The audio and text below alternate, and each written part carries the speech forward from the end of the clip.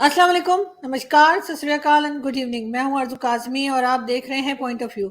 हमारे साथ हैं जी नाज़िया इलाही खान। सब नाज़िया को जानते हैं। Thank you so much Nazia कि आज आप आई हैं। Thank you.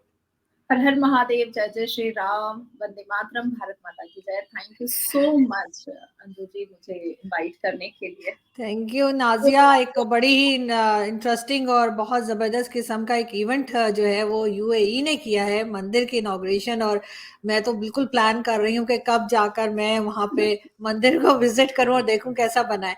क्या कहेंगी आप एज अ इंडियन मुस्लिम? क्या फीलिंग्स हैं? क्या अच्छा लग रहा है कि यूएई में जो है वो इस तरह से मंदिर की इनॉग्रेशन हुई है फर्स्ट टाइम? डेफिनेटली मुझे बहुत बहुत प्राउड फील होता है। और मैं हमेशा अपने माँ-बाप की शुक्रगुज़ार हूँ और शुक्रिया अदा भी करती हूँ कि उन्होंने मुझे भारत में जन्म दिया। क्योंकि भारत हमेशा से बहुत खूबसूरत रहा है, लेकिन कुछ वक़्त तक भारत को बहुत दशा और दिशा दोनों खराब कर दी गई थी कांग्रेस की वजह से।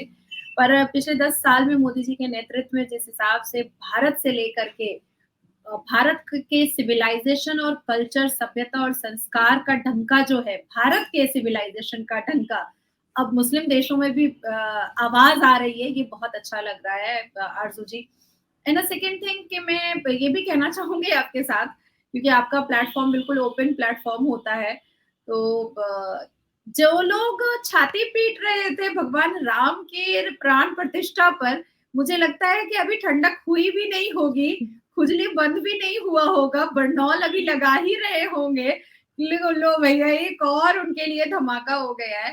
पर बहुत खूबसूरत मंदिर बनी है, बहुत हम्म। खूबसूरत। इवन मेरे जाने की बात थी, पर क्योंकि हल्द्वानी में इतना बड़ा मैटर हुआ है और कल सरस्वती पूजा है, तो बहुत सारे प्रोग्राम्स हैं मेरे और फिर मुझे हल्द्वानी विज़िट करना है, तो इसकी वजह से मैं रुक गई हूँ। लेकिन मुझे लग रहा है कि मैंने बहुत बड़ी चीज़ मिस कर दी है, बहुत बड़ी चीज़। साथ ही साथ मैं भारत के मुसलमानों के लिए भी ये बात कहना चाहूँगी कि हमारे रामलला के प्राण प्रतिष्ठा के दिन उन्होंने बहुत अभद्र बातों का, बहुत डेफेमेटरी लैंग्वेज का इस्तेमाल किया था। जोड़ा अवेसी में से जो शिरवानी अवेसी हैं और कुछ शिरवानी साहिबा हैं, उन्होंने लंबी-लंबी बातें की थी। तो मुझे लगता है कि उन लोगों को यूएई में मक्का मदीना भी बॉयकॉट कर देना चाहिए, क्योंकि वहाँ भी तो भाई 72 एकड़ की ज़मीन पर जो है और वो इतनी खूबसूरत नक्काशी की हुई मंदिर बनी है। और मैं देख रही थी सुबह में, और जितने भी रिपोर्टर्स जो मेरे बहुत अच्छे कॉलीग हैं, जो मेरे फ्रेंड्स जैसे हैं, जो मेरे हम्म। भाई-बहन जैसे हैं, वो लोग मुझे वीडियो कॉल पे दिखा रहे थे कि नाज़िया ये जितनी pillar pillar of the pillar जो बना है, वो हम्म। एक-एक पत्थर की नक्काशी जो है वो डेढ़-डेढ़ साल में हाथ से की गई है। तो ये मुझे देख कर के आँखें लग रही थी ना कि यार मैं यहाँ क्यों अटक गई, मुझे तो वहाँ हम्म। जाना चाहिए था। और मतलब भगवान राम हम्म। की जो मूर्ति बिठाई गई है, हम्म। राधा कृष्ण की जो मूर्ति बिठाई गई है, मतलब इतना खूबसूरत मंज़र हो रहा है, मुझे तो ऐसा लग रहा है कि सेकंड अयोध्या हो गया है वो, सेकंड अयोध्या। अयोध्या पार्ट 2 वहाँ नज़र आ रहा है, तो बहुत अच्छा लग रहा है।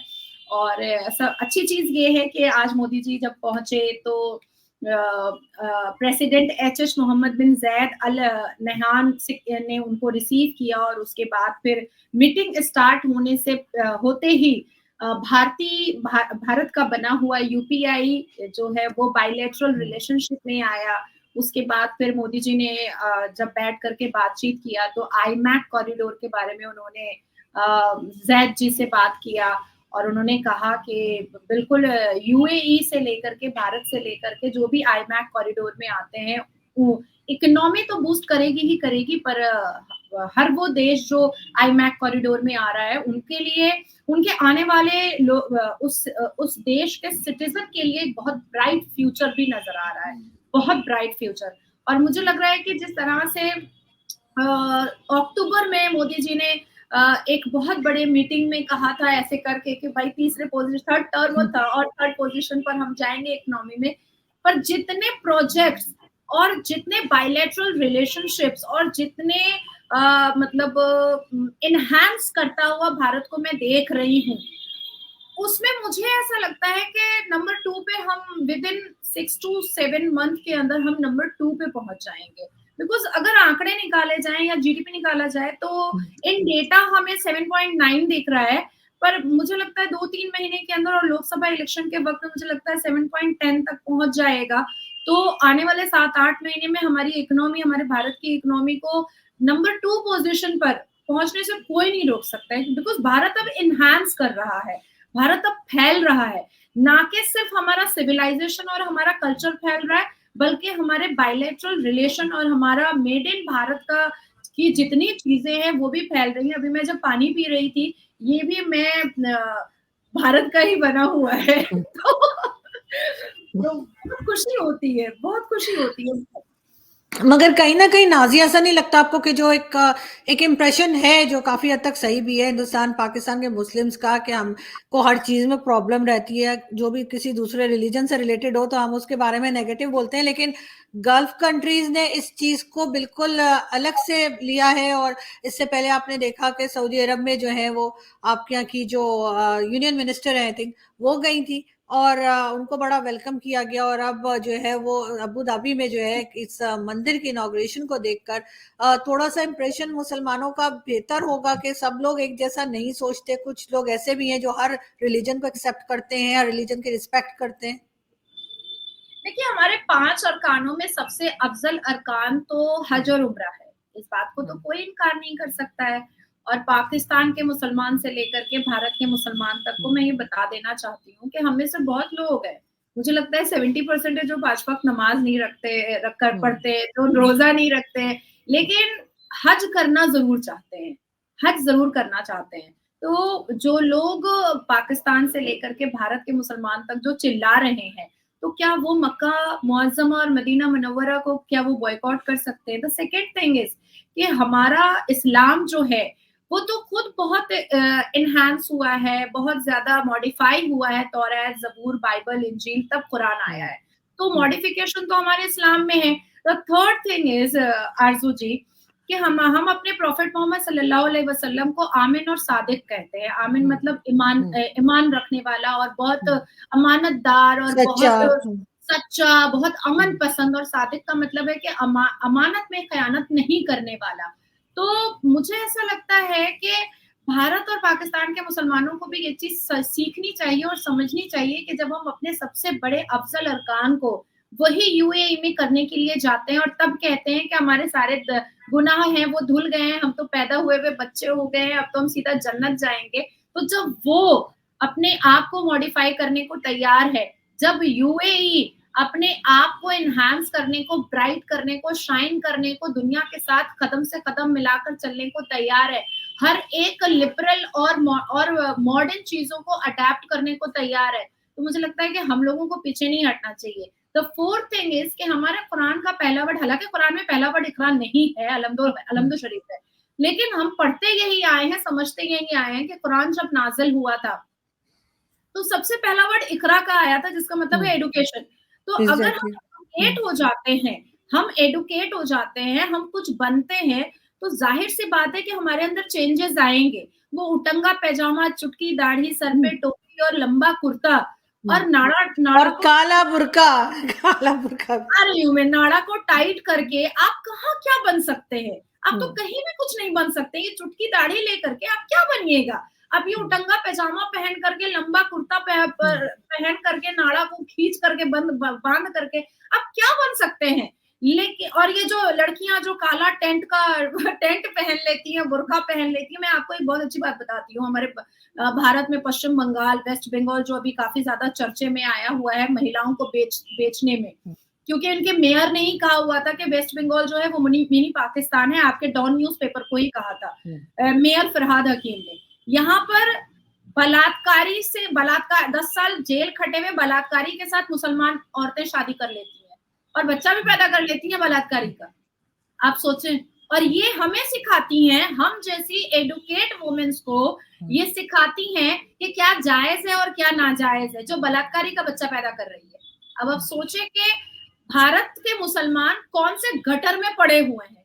ये मदरसा छाप, गटर छाप, इनको नहीं पता है कि जिंदगी जीने का तरीका क्या होता है। देखिए आरजू जी, अगर हम एक कुतिया के पेट में होते तो हम कुतिया जन्म लेते, पर हम एक मुसलमान माँ के पेट से जन्म हुए तो आप और मैं मुसलमान हुए हैं, लेकिन मुसलमान पैदा होने के बाद हमारा कर्तव्य क्या है, इसको भी तो देखना चाहिए ना। हम अपने देश के प्रति कितने वफादार हैं, हम अपनी धरती के प्रति कितने वफादार हैं, हम जिस देश में रह रहे हैं उस देशवासियों के प्रति हम कितने वफादार हैं। ये सारे कर्तव्यों का पालन जो है वो पाकिस्तान के मुसलमान तो भूल ही चुके हैं, हमारे भारत के मुसलमान को अवेसी पूरा भुला चुका है, पूरा का पूरा भुलवा दिया है। और वो तो भला है आप लोगों का कि पिछले 8-9 महीने से मैं आप लोगों के साथ बैठ रही हूँ, तो यहाँ के रियल फैक्ट जो है वो पाकिस्तान तक पहुंच रहे हैं। अदरवाइज होता क्या था, जो अवेसी बोल दिया है उसी का डंका पिटा जाता था पाकिस्तान में कि हाँ हाँ वो बोल रहा है तो बिल्कुल। वो बोल रहा होगा। मीडिया तो जो बंद कर दिया है हमने एक दूसरे का, अगर मीडिया हम लोग देख रहे होते एक दूसरे का, जाहिर है कुछ लोगों के पास है कि डिश टीवी है तो वो देख लेते हैं, मेजोरिटी के पास तो नहीं है। तो हमें तो सही पिक्चर पता ही नहीं लगती थी ना, 2-3 साल पहले तक तो कुछ पता नहीं चलता था कि क्या हो रहा है। न्यूज़पेपर तक बैन है, मतलब आप ऑनलाइन न्यूज़पेपर भी नहीं पढ़ सकते इंडिया का। तो वो तक बैन कर देंगे तो फिर कैसे लोगों तक नॉलेज आएगी, और पाकिस्तान के देखिए लोगों की बात हमारे करें। यहाँ वेस्ट बंगाल में श्रीमती ममता बनर्जी ने डॉन न्यूज़पेपर के जर्नलिस्ट को यहाँ पर आने का 2021 में इजाजत दे दिया, और फरहाद हकीम उनके लाडले मंत्री ने उनको अपना इंटरव्यू भी दिया कि हमारा कलकत्ता तो पूरा मतलब मिनी पाकिस्तान है, गलियां चलिए।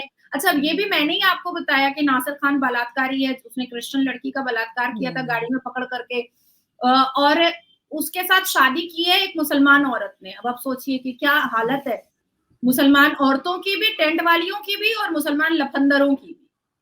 बिल्कुल। तो सजा नहीं मिली कोई, जेल वेल 10 नहीं साल गए। की 10 साल की सजा हुई, उसके बाद बाहर निकल गया। वेस्ट इन जैसे होटल में, 5 हम्म। स्टार होटल में करोड़ों रुपए खर्च करके शादी किया, बेटी के बर्थडे में लाखों रुपए खर्च किया है बलात्कारी, और अभी श्रीमती ममता बनर्जी के मुसलमान मंत्रियों के गोद में पल रहा है, पुसा रहा है।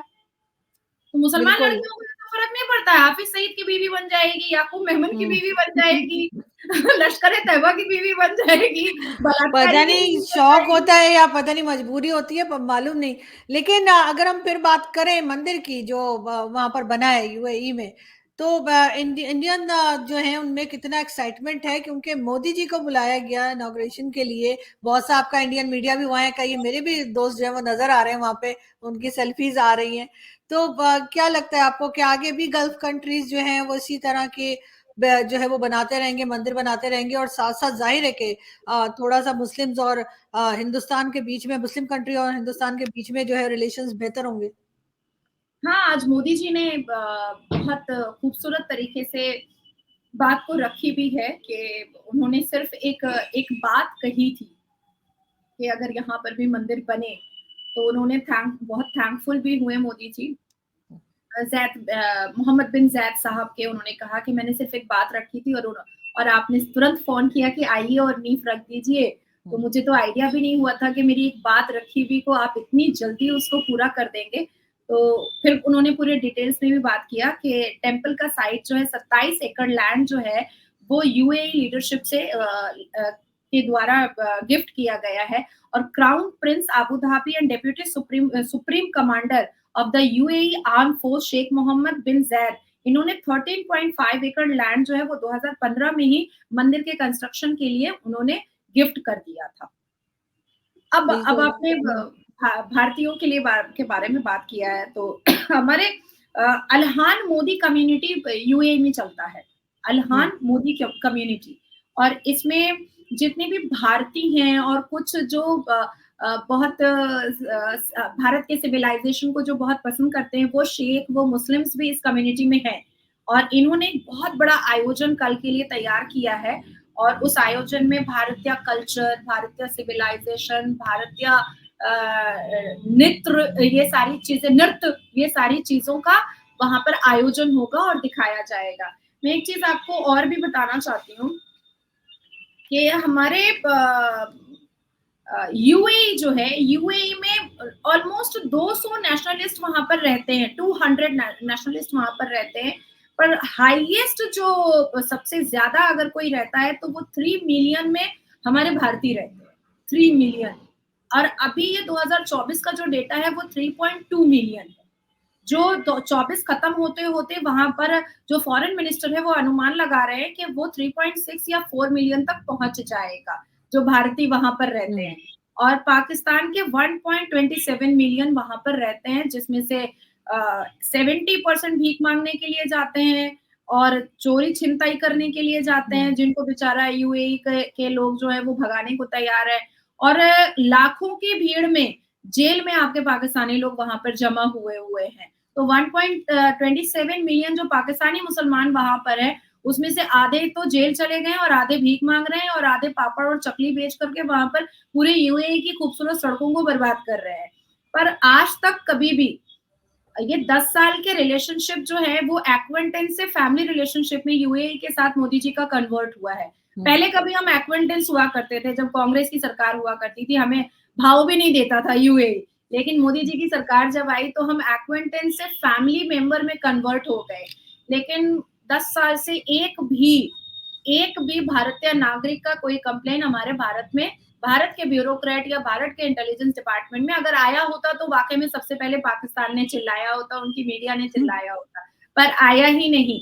और बांग्लादेश के 0.75 मिलियन बांग्लादेशी हैं, सोचिए आपसे हटके निकला है और इतना सिविलाइज्ड है कि उनकी तारीफ हो रही है।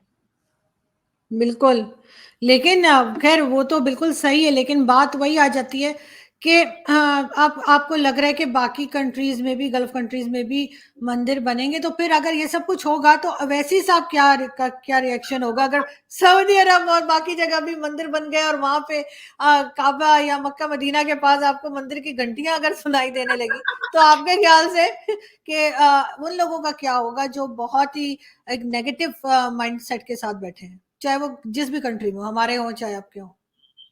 देखिए, मैं इसको थोड़ा सा डिटेल्स में बता देती हूँ। दुबई में 15 लाख इंडियन पॉपुलेशन है, भारतीय पॉपुलेशन है। आबू धाबी में 7 लाख से ऊपर भारतीय पॉपुलेशन है। शारजाह में 5 लाख से ऊपर भारतीय पॉपुलेशन है। अल ऐन में 3.5 लाख से ऊपर भारतीय पॉपुलेशन है। और ये मैं यूएई का ही डेटा लेकर के बैठी हुई हूँ, ये मैं कोई भारत का डेटा नहीं लेकर के बैठी हुई, वहीं के डॉक्यूमेंट्स लेकर के बैठी हुई। तो अब दुबई, आबू धाबी का तो हम लोगों ने मंदिर देख लिया। इसके अलावा दुबई में भी हम लोगों को पता है। उसके बाद फिर शारजा में भी मंदिर की जगह जो है वो देखी जा रही है। अल ऐन में भी मंदिर की जगह देखी जा रही है। इवन ईरान में भी बहुत जल्द हम लोग सुनेंगे कि मंदिर की घंटियां और आरती और पूजा आराधना स्टार्ट हो जाएगा। तो अवैसी जैसे लोग जो है ना वो इस्लाम को बेच करके अपना पॉकेट भर रहे हैं।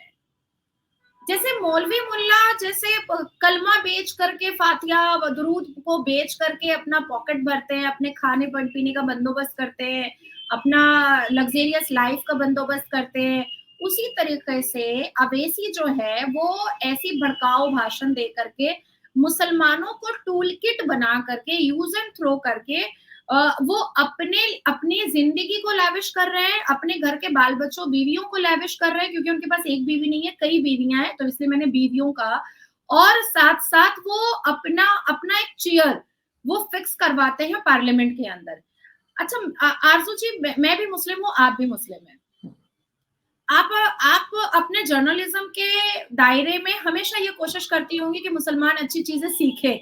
एग्जैक्टली। हम इस्लाम को ना मैं टारगेट करती हूँ ना आप टारगेट करते हैं। हम सिर्फ मुसलमानों को जगाने की कोशिश करते हैं, पर मुसलमानों को ऐसा लगता है कि हम उनको टारगेट कर रहे हैं। अच्छा, मैं पॉलिटिकली अगर किसी बहुत ऊंचे मुकाम पर पहुंचती हूँ इन्हीं सर्कमस्टांसेस, तो मैं चाहूंगी कि मेरी मुस्लिम कम्युनिटी की जो बेटियां हैं वो बहुत ब्राइट और शाइन करें। मेरे पास जो भी डिग्री है, मैंने उसके तहत 3 तलाक बंद करवाया। उस डिग्री के तहत मैंने पॉलीगेमी हलाला कॉन्स्टिट्यूशन बेंच पे मेरा चल रहा है, मैं उसको बंद कराने की कोशिश कर रही हूँ। बियॉन्ड द लिमिट जा करके and under the barricade of law में मैंने यूसीसी का अवेयरनेस मैंने फैलाया। और आज देखिए मुसलमान बेटियां यूसीसी के लिए पॉजिटिव बातें कर रही हैं, यूसीसी के समर्थन में बातें कर रही हैं। तो आखिर ऐसा क्या है कि अवैसी शेरवानी पहनते हैं, चुटकी दाढ़ी रखते हैं, टोपी पहनते हैं, लेकिन वो कभी भी किसी मुसलमान बेटे को, मुसलमान युवा को अपनी तरह बैरिस्टर बनाने की कोशिश नहीं करते हैं, या उनको कन्विंस नहीं करते हैं कि मैं अवैसी बाहर से बैरिस्टर की पढ़ाई पढ़ करके आए हैं, तो दूसरा मुसलमान युवा भी तो बैरिस्टर बन सकता है ना। बिल्कुल होना चाहिए, है ना। मेरे आसपास कोई लड़की अगर हायर सेकेंडरी की भी होती है, तो वो अगर मुझसे पूछती है कि मैम आगे क्या करे, मैं बोलती हूँ देखो टाइम मत बर्बाद करो, एलएलबी कर लो। काम भी करो, यहाँ पर सीखो भी, और साथ साथ एलएलबी में एडमिशन भी ले लो। ग्रेजुएशन और एलएलबी 5 साल में कंप्लीट हो जाएगा, आंख मूंदते समझ में भी नहीं आएगा, और एक प्रोफेशनल डिग्री भी तुम्हारे पास आ जाएगी। एमबीबीएस की पढ़ाई टफ है, बहुत ज्यादा टफ है। एलएलएम और फॉरेंसिक पीएचडी वगैरह जो हमारे लॉ के लीगल में है वो बहुत टफ है, तो एटलीस्ट एलएलबी कर लो। तो हम जब इतने छोटे से चेयर पर हैं, तब हम इतना कुछ लोगों को अवेयरनेस फैलाते हैं, उनको सपोर्ट करते हैं एडुकेशन की तरफ। तो अवेसी तो चाहते तो अपने हैदराबाद की कॉन्स्टिट्यूएंसी में कम से कम 20, 25, 50 तो हर साल बैरिस्टर निकाल ही सकते थे। बिल्कुल होना चाहिए। और हम लोग भी जो क्रिटिसाइज करते हैं, वो जो गलत तरीके से मौलाना साहब हमारे यहाँ के, या मौलवी माफिया जैसे मैं कहती हूँ, वो जो गलत बातें लोगों को सिखा रहे या बता रहे होते हैं, हम उसको रोकने की कोशिश करते हैं। हम हरगिज कोई रिलीजन पे क्रिटिसाइज नहीं कर रहे होते, बल्कि इन मुस्लिम्स पे जो जो गलत बातें करते हैं, वो बदतर हो रहे हैं, और कभी क्या नक्शा आपको आपका एक शो देखा था मैंने, कुछ क्लिपिंग्स काफी वायरल हुई थी, हमारे भारत के मौलाना साजिद रशीदी बैठे थे आपके साथ। क्या कह रहे थे वो कि हमारी शादी 12 साल में नहीं होती है तो हम बकरों से सेक्स करवाते हैं। आप बताइए, उसको ये अथॉरिटी किसने दिया कि तुम भारत की बेटियों को इतना बेआबरू करो? पाकिस्तानी चैनल पर ये अथॉरिटी किसने दिया? मैं तो, मेरी तो मुलाकात जब भी नेशनल न्यूज पर भारत के होती है उससे, मैं तो बोलती हूँ तुम तो चुप ही रहो। तुमने आरजू जी के चैनल पर क्या क्या बका है भारत की बेटियों के बारे में, ये मेरे पास रिकॉर्डेड है। तो कहता है मैंने नहीं बोला। मैंने कहा देखो, चुटकी दाढ़ी और टोपी वाले से ज्यादा झूठ और कोई नहीं बोल सकता है, कोई नहीं बोल सकता है। लेकिन हम लोग बात करेंगे तभी ये चीजें रुकेंगी और तभी ये चीजें सही होंगी। थैंक यू, हमें थैंक चुप यू सो नहीं मच। होना है। बिल्कुल, हमने बोलते रहना है। मैं तो हमेशा आरजू जी बोलती हूँ कि उन तमाम मौलवी मुल्ला जो अल्हम्दु शरीफ पढ़ करके और सूरह फातिहा पढ़ करके मिठाई के डब्बे से 5 लड्डू भी ले लेता है और 501 रुपए भी ले लेता है, कलमा बेचता है, उससे तो करोड़ गुना बेहतर मुसलमान हम लोग हैं कि हमने कभी अल्लाह का कलाम नहीं बेचा। नहीं, कभी ये यहाँ पर भी ना, जितना अच्छा सेल रिलीजन होता है, कुछ और नहीं होता। बड़ी बड़ी गाड़ियां उससे आ जाती हैं, लेकिन आप लोग इमाम करते हैं बुखारी को बहरहाल। देखिए ना, आप हाँ, हमारे यहाँ भारत में इमाम बुखारी को देखिए, आप देख तौकीर रहे रजा हैं, को देखिए, पूरा हमारे यहाँ पूरा भी ऐसा ही है। मार्केट था तौकीर रजा का, मेगा मार्केट हाँ, था तौकीर रजा का। इमाम बुखारी का घर आप देखिएगा ना, 5 स्टार होटल भूल तो जाइएगा, उसके तारिक घर जमील, मौलाना तारिक जमील को देख लीजिए, हाँ, आप, उसका भी यही हाल है। हम और आप मेहनत करते रह रहे हैं, हाँ, करते पागल हो जा रहे हैं, गालियां भी सुन रहे हैं, हाँ। और इस्लाम को बेच बेच के नीलाम कर करके रेंज रोवर खरीद रहे हैं। बिल्कुल ऐसा ही है। और जबरदस्त बड़े बड़े बुटीक बना लिए, बड़े बड़े घर, बड़ी बड़ी गाड़ियां इनके पास है। हम सुबह से रात तक मेहनत करते हैं, और सही कह रही हैं, हम गालियां भी सुबह से शाम तक लोग हमें ही देते हैं।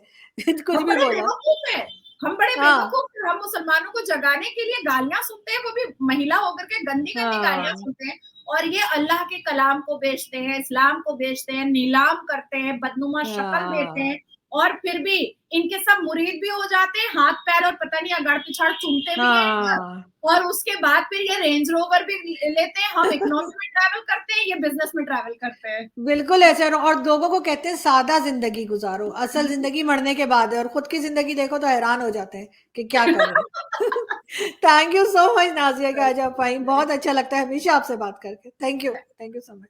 वंदे मातरम, भारत माता की। Thank you.